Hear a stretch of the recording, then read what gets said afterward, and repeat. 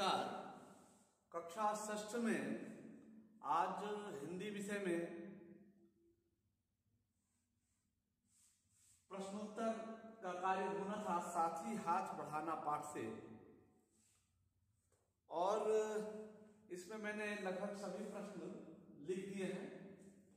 साथी हाथ बढ़ाना, ये गीत साहिर लुधियानवी द्वारा लिखा हुआ है। पहला प्रश्न है, इस गीत की किन पंक्तियों को आप अपने आसपास के वातावरण में घटित होते देख सकते हो?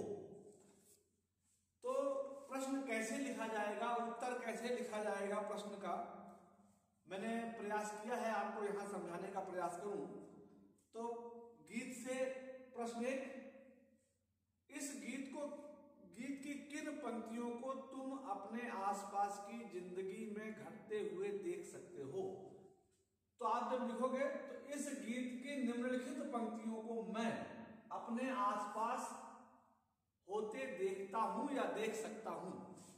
इसको देख सकता हूं कर दीजिए। देख सकते हो, इन्होंने कहा ना, घटते हुए देख सकते हो।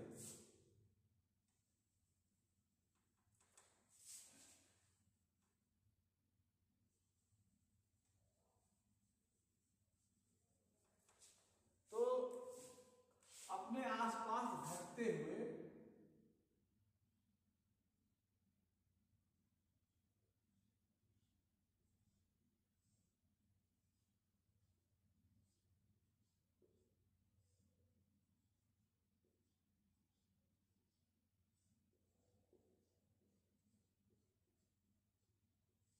देखता हूं या देख सकता हूं।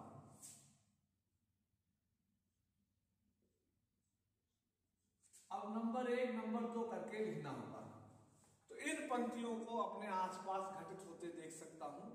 अब नंबर 1, एक अकेला थक जाएगा मिलकर बोझ उठाना, साथी हाथ बढ़ाना। कोई भी आदमी अगर अकेले काम कर रहा है तो थकना है निश्चित। इसके बाद मेहनत अपने लिए, अपना दुख भी एक है साथी, अपना सुख भी एक। अपनी मेहनत, अपनी मंजिल सच की मंजिल, अपना रास्ता देख।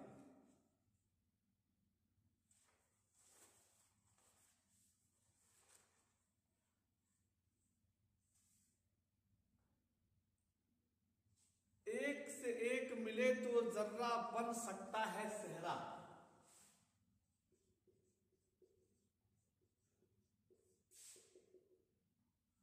तो ये पंक्ति इसलिए है क्योंकि सेहरा बनते हुए एक एक तिनके को जोड़ करके सेहरा हमारे ही आसपास के लोग बनाते हैं और उसको हम बनते हुए देख सकते हैं। दूसरा प्रश्न है, सागर ने रास्ता छोड़ा पर्वत ने शीश झुकाया, साहिर ने ऐसा क्यों कहा? तो देखिए, पहला प्रश्न पूरा हुआ। तो पूरा होने के बाद 2 लाइन इसके नीचे बनानी है। अभी से अभ्यास डालना है आपको।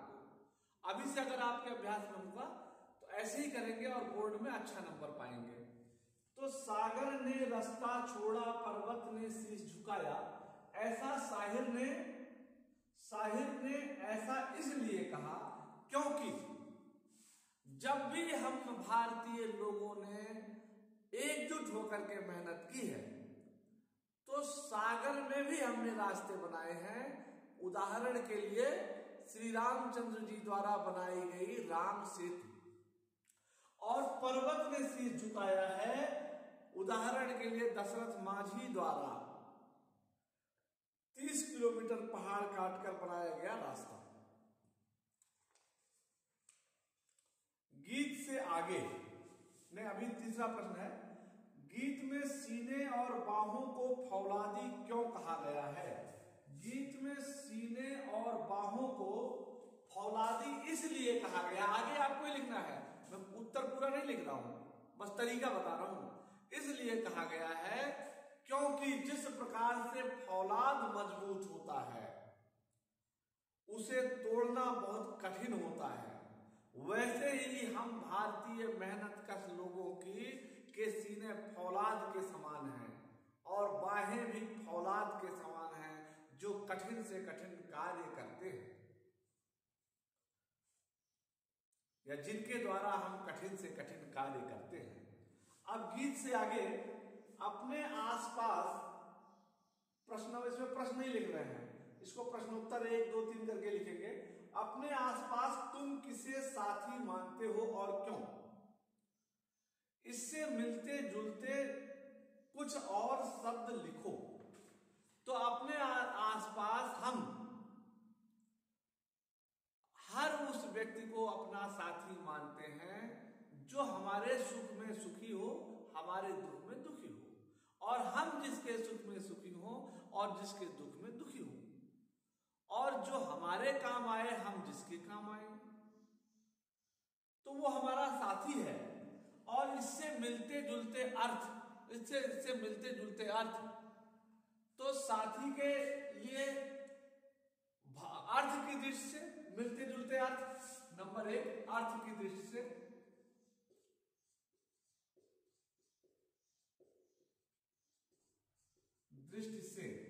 तो अर्थ की दृष्टि से मित्र हो जाएगा, दोस्त हो जाएगा, सखा हो जाएगा। अब तुकबंदी की दृष्टि से, जैसे साथी, हाथी, नाती, तुकबंदी की दृष्टि से नंबर 2,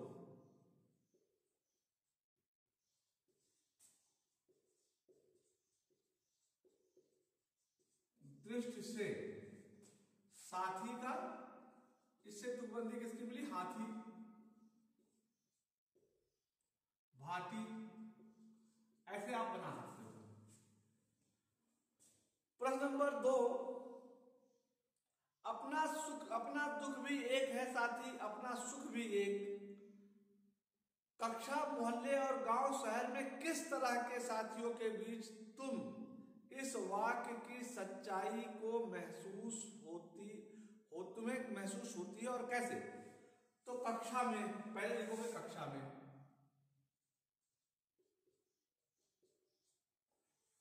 कक्षा में हमारे सभी दोस्त जो हम लोग एक साथ पढ़ते हैं, उनके आनंद का विषय और उनके सुख का विषय एक समान रहता है, और इसलिए हम इसकी सच्चाई महसूस करते हैं। फिर इसके बाद मोहल्ले में,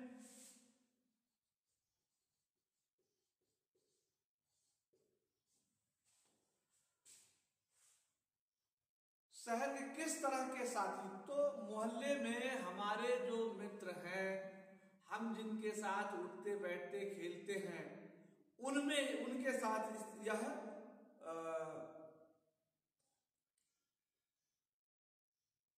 किस तरह के साथियों के साथ? तो जो हमारे साथ उठते बैठते खेलते हैं, उनके साथ हम इस पंक्ति की सच्चाई को महसूस करते हैं, क्योंकि वे भी हमारे समकक्ष हैं और उनका जीवन, उनका रहन सहन भी हमारे जैसा ही है।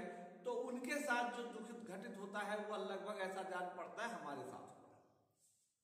इसी प्रकार से तीसरा शहर, शहर में भी यही आ जाएगा। इस गीत को तुम किस माहौल में गुनगुना सकते हो? तो माहौल इसमें जब हम कोई बड़ा कार्य कर रहे हैं, जब हमें साथियों के सहयोग की जरूरत हो, नंबर 1,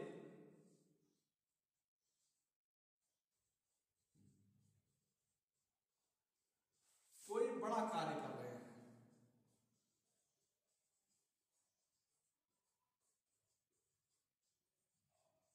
नंबर 2, जब हमें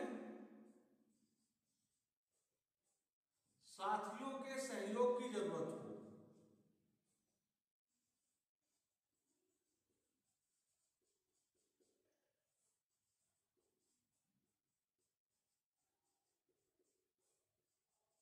नंबर 3, जब हमें मेहनतकश लोगों का उत्साह बढ़ाना हो, जब हमें उत्साह बढ़ाना हो।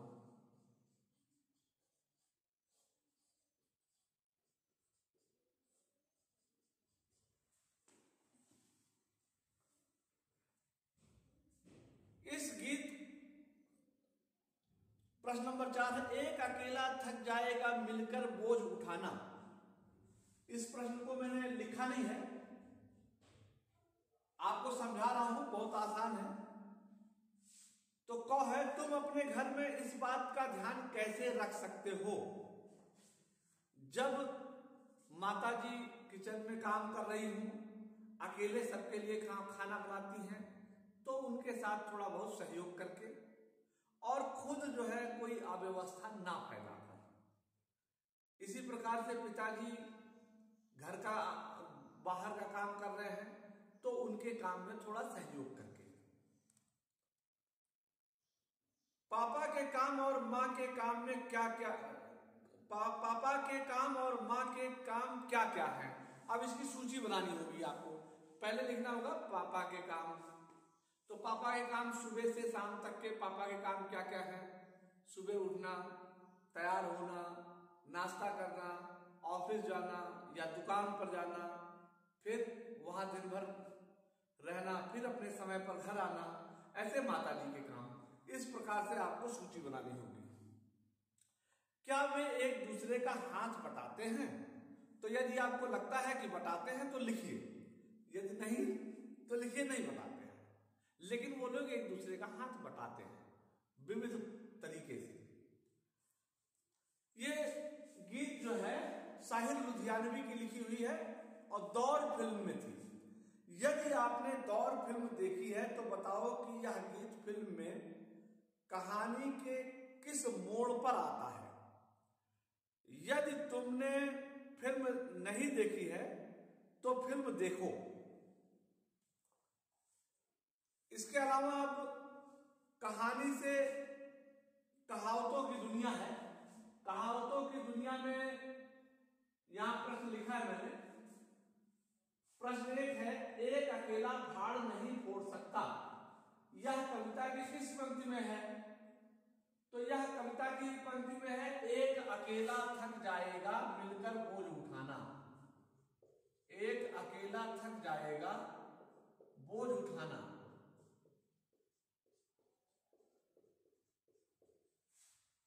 और एक 11 होते हैं।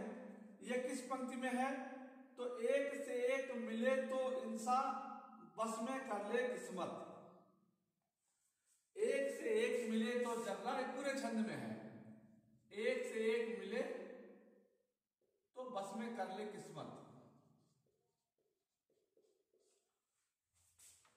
अब भाषा की बात है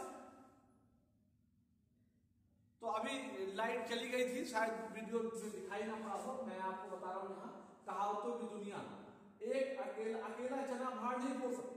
ये किस पंक्ति में है कविता की? तो एक अकेला थक जाएगा मिलकर बोझ उठाना। दूसरा है, एक और एक मिलकर 11 होते हैं। तो ये अंतिम छंद पूरा है इसमें। एक से एक मिले तो कतरा बन जाता है दरिया। एक से एक मिले तो जर्रा बन सकता है सहरा। एक से एक मिले तो राई बन सकती है पर्वत। एक से एक मिले तो इंसान बस में कर ले किस्मत। ये पूरी कविता में है ये। अब भाषा की बात है तो इससे पहले प्रश्न नंबर 2 कहावतों की दुनिया में ही है। नीचे हाथ से संबंधित कुछ मुहावरे दिए गए हैं। इनके अर्थ समझो और प्रत्येक मुहावरे से वाक्य बनाओ। हाथ को हाथ ना सूझना, कुछ भी ना दिखाई पड़ना या कुछ भी समझ में ना आना। मैं ऐसा दिग्भ्रमित हो गया था कि हाथ से हाथ नहीं दिखाई पड़ रहा था, या इतना अंधेरा हो गया कि अपना हाथ भी नहीं दिख रहा था। हाथ साफ करना चोरी करना, हाथ पैर फूलना घबरा जाना, हाथों हाथ लेना सिर चढ़ाना, हाथ लगना प्राप्त होना। अब इनसे वाक्य भी बनाने हैं आपको। अब भाषा की बात में है प्रश्नोत्तर 1, हाथ और हस्त एक ही शब्द के 2 रूप हैं। नीचे दिए गए शब्दों में हस्त और हाथ छिपे हैं। शब्दों को पढ़कर बताओ कि हाथ का इनमें क्या काम है। तो देखिए, हथघड़ी, इसमें हाथ का काम यह है कि हाथ में पहनी जाती है। हथौड़ा हाथ से चलाया जाता है। ऐसे ही हस्तशिल्प हाथ से बनी हुई शिल्पकारी। ऐसे हस्तक्षेप किसी के काम में हस्तक्षेप करना। निहत्था हाथ में कोई हथियार ना होना।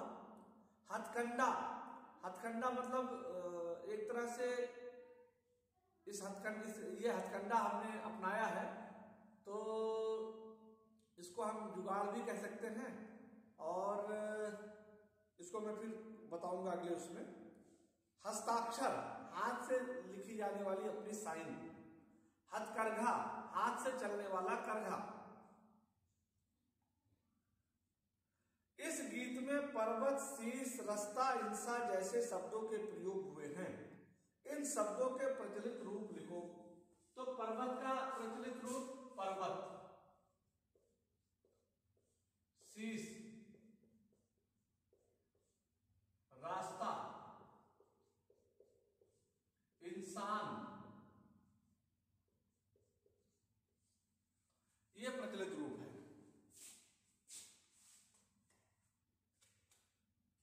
आगे इन्होंने दिया है, कल गैरों की खातिर की अब अपनी खातिर करना। इस वाक्य को गीतकार इस प्रकार कहना चाहता है कि तुमने कल गैरों की खातिर मेहनत किया दूसरे के लिए, आज तुम अपनी खातिर करो।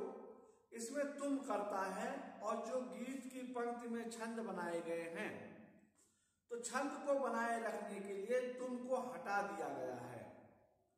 उपर्युक्त पंक्ति में रेखांकित शब्द अपनी का प्रयोग करता तुम के लिए कर रहा है। अपनी खातिर करना यानी तुम अपने लिए करना। तो जब इस प्रकार का प्रयोग होता है तो इसमें सर्वनाम होता है, और इस प्रकार के सर्वनाम को निजवाचक सर्वनाम कहते हैं। तो निजवाचक सर्वनाम जब कोई काम करता अपने लिए करता है, स्वयं के लिए करता है, खुद, स्वयं, स्वतः, अपना, अपने आप, तो ये निजवाचक सर्वनाम होता है। अब तुम भी निजवाचक सर्वनाम के निम्नलिखित रूपों का वाक्य में प्रयोग करो। तो अपने को अच्छा नहीं लगता, अच्छा नहीं लगता, नहीं लगता। कुछ वाक्य में बना दे रहा हूं, अपने से यह काम नहीं होगा, नहीं होगा, अपना यह काम नहीं है, अपने पर इससे अधिक काम है, अपने लिए पर्याप्त है, आपस में हो जाएगा। इस तरह से ये वाक्य प्रयोग करना था। कुछ करने के लिए बातचीत करते समय हमारी बातें हाथ की हरकत से प्रभावशाली होकर दूसरे तक पहुंचती हैं। हाथ की हरकत से या हाथ के इशारे से भी कुछ कहा जा सकता है। नीचे लिखे हाथ के इशारे किन किन अवसरों पर प्रयोग होते हैं? क्यों?